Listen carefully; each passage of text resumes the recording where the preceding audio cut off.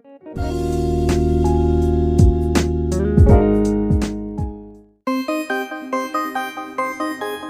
Friends, rasmalai সমস্ত দর্শক বন্ধুদের ওয়েলকাম জানাই। একঘেয়ে চিকেন রেসিপি খেতে খেতে যখন আমরা বোর হই তখন নতুন কিছু ট্রাই করার কথা মনে হয়। তাই আজকে সেরকমই এক রেসিপি চিকেন দো পেঁয়াজা নিয়ে হাজির হয়েছি। এটা বানানো খুবই সহজ। আসুন দেখে নেওয়া যাক সহজে বানিয়ে নেওয়া এই টেস্টি রেসিপিটি।